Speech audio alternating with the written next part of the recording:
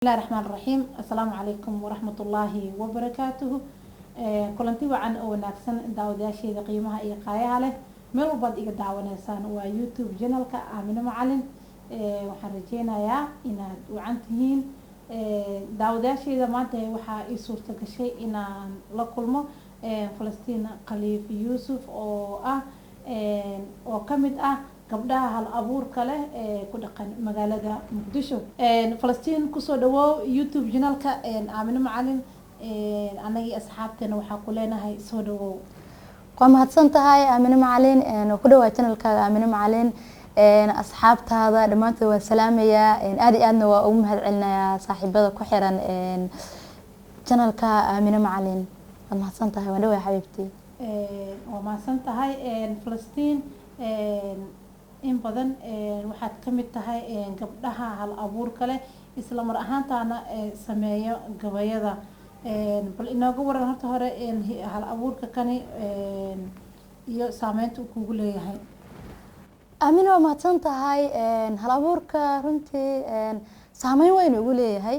waayo markii aad tahay qof hal abuur leh ama hal abuur la yiraahdo waxa kugu soo dhacaya abwaanintii hore maxaan ku yiraahdaa waxyaabo badan oo hal abuuradeena la xiriira marka saameyntiisa uu leeyahay taas oo ay tahay hadana waxaan isku dayaa aniga ka Falastiin ahaan inaan bal kamid noqdo hal abuuradeeni hore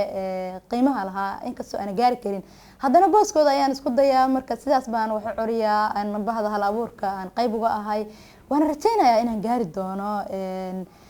abwaanadeeni iyo maxaan ku yiraahdaa fanaanadeeni iyo dadkeeni oo hal abuurka aadka loogu tixgelin jiray inta badan waxyaabaha aad curisid waxa aad ugu jeceshahay ama agtaada aad muhiim kuugu ah waa kuwee waa mahadsantahay walaashay horta anigu waxa aan curiyo inta badan arrimaha bulshada ayaan ka hadlaa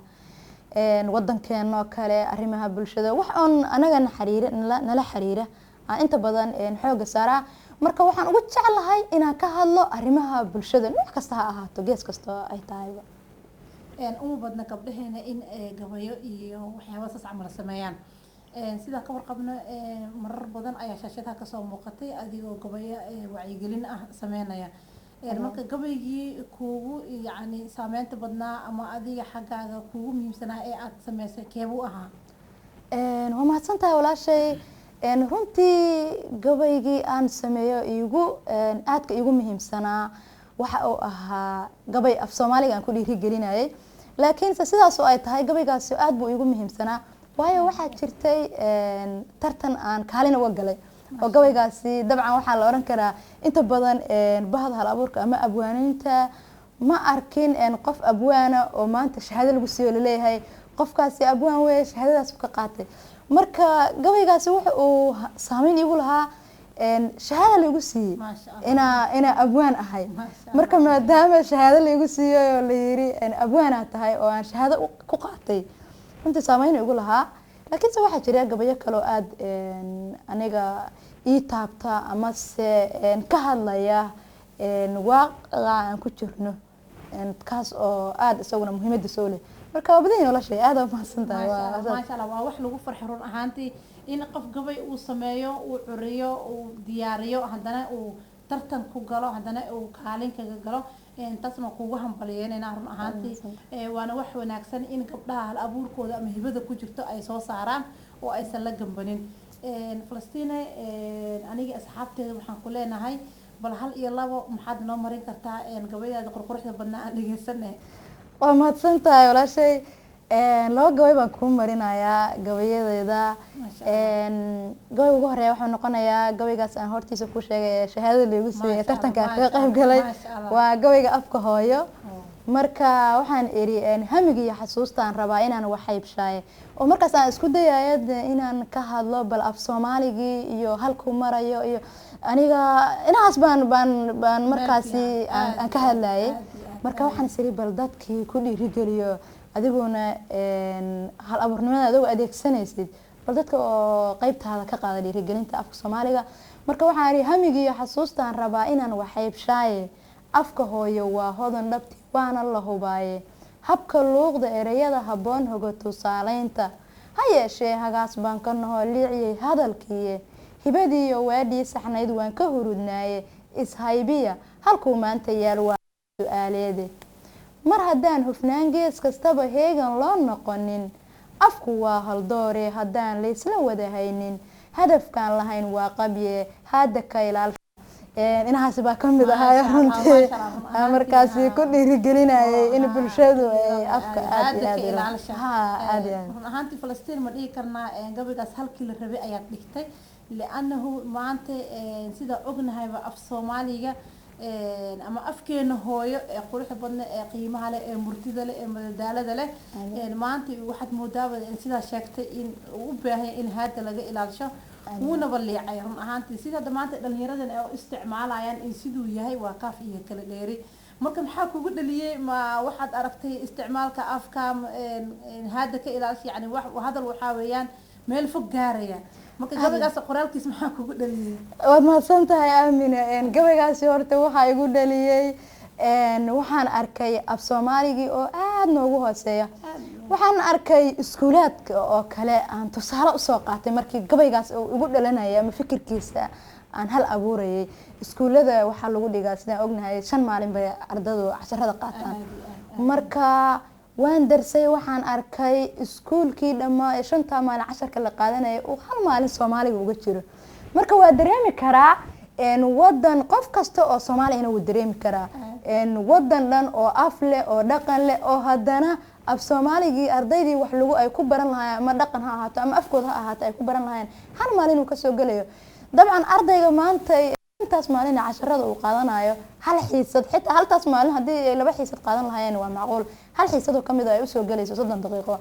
waxaan aaminsanahay ardaygaasi inuusan xafidi doonin afkiisa qiimana aysan ugu dhisnayn marka sidaas darteed waxaan ku dhiirigelinayay in horta balkow marka hore goobaha waxbarashada laga fiiriyo afka bal halka ka joogo iyo in lagu dhiirigeliyo laga dhigo waxa kale igu dhaliyay ama fikirka aan u cuskanayay in bulshadu ku baraarugto afkeena halka uu maanta ka joogno haddaan afkeena uu lumo oo afkeena aan weyno dabcan bulsho afkeedii lumay inta badan waxa la yiraahdaa markii wadan la rabo in wadankaasi gumaysi la galiyo ama aan si kala loola wareego waxa laga qiimeeyaa wadankaas laga qabsadaa dhaqanka diinta waxyaabaha ugu muhiimsan waa taas bal marka dhaqankii iyo diinta haddaan ilaasho weyno oo maanta sidaas aad dhaqanka uu qayb afku waa muhiimada koowaad wadanka hadii afkaaga lumay hada meel aad kala aadaysan ma lahan wadan kale afkiisina ina ku hadashada noqonaysa ma moodaa dhalinyarada hadda markay hadlayaan inta badan waxay jecel yihiin luqadaha qalaad inay ku soo daraan afka ama carabi ahaato ama english ahaato ama si kastaba siba jiilka maanta jooga maslada waxay aad u jecel yihiin luqadaha qalaad ay jecel yihiin maslada aad iyo aad luqadaha qalaad jecel yihiin waxana keenaya taas inay luqadii jeclaadaan hada maba arkeenba meel afkooda lagu qiimeynaya ma helay ma arkeenba sadarteed marka af Soomaaliga ay afkeena anagu aan leenahay waxayba u maleeyaanba in wax maaragtay iska daciif qofku aanan wax macnaa uu soo fadhiyo ka maarmi karo marka waa jirtaa wana afkii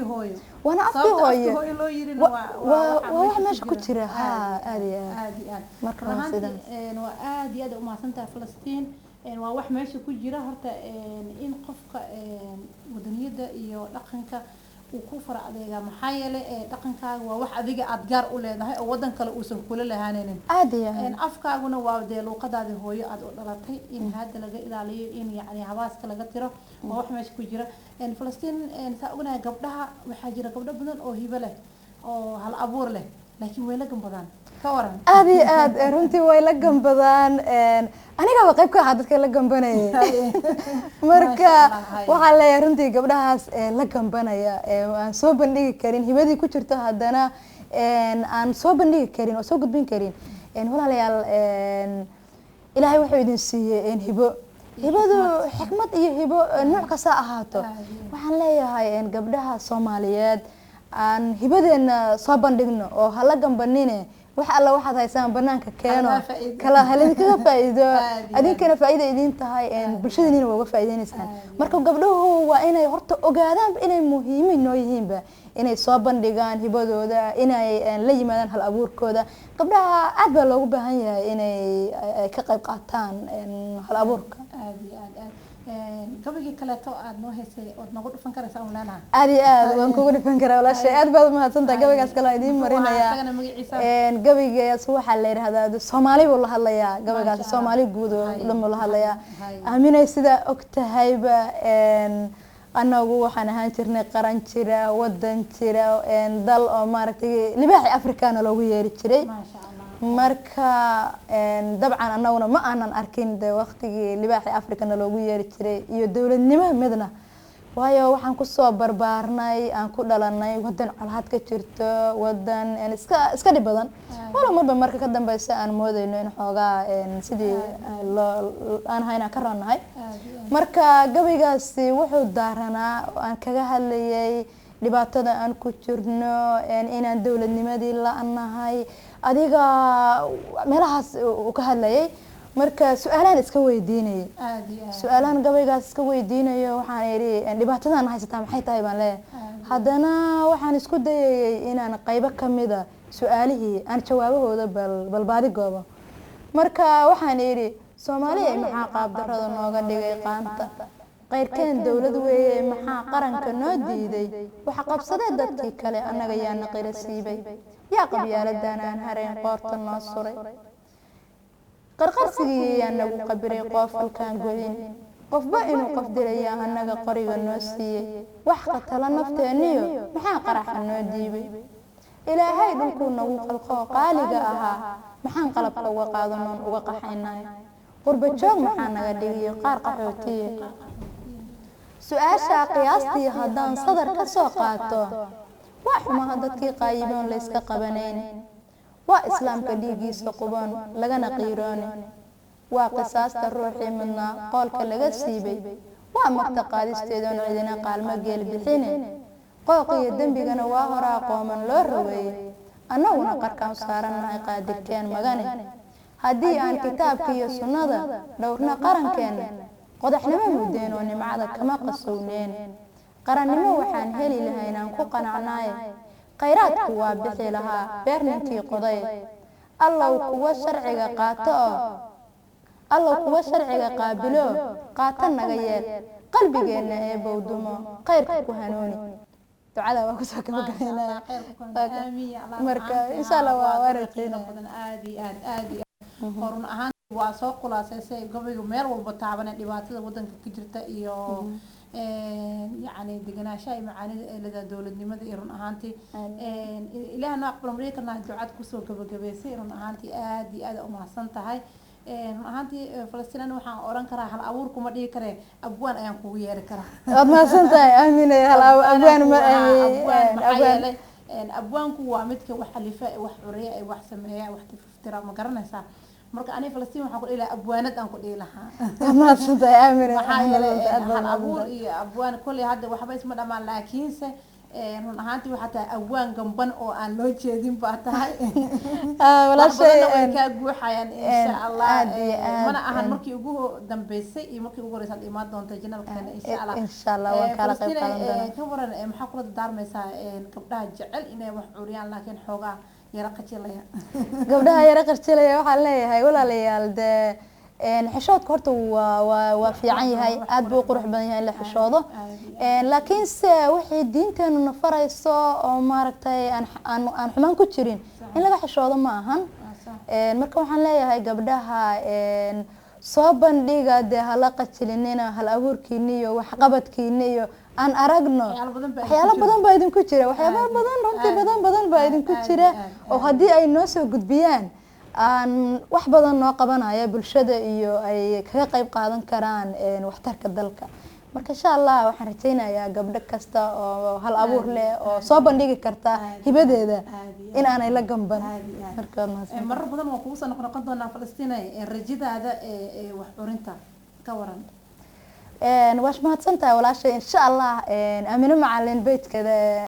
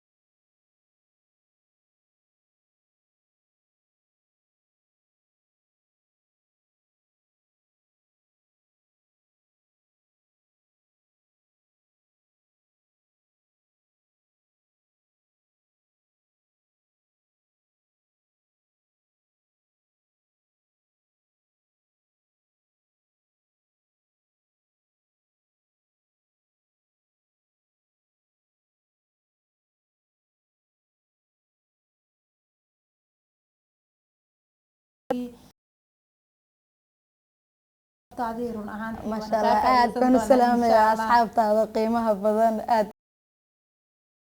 celinaya asxaabteeda qiimaha iyo qaayaha leh hadda waxaan u maleynayaa inaad idinka iloobay youtube-kii waxyaabaha uu u baahnaa inaad sameysaan hadde shaqada xaggayga haddii ay ka habsaamtay suulka balyo idinka habsaamin suulka sare noogu qaad subscribe noodhe insha allah la sheergaree asxaabtaada ama la wadaag fikirkaaga ku aadan hal abuurka gabdhahana qaybta commentida noogu reeba waa walaashiin aamina macalin oo idin leh sidaas iyo nabadgelyo intaynu barnaamij kale iyo walaal falastiin la kulmi doono assalaamu calaykum waraxmatullaahi wabarakaatuh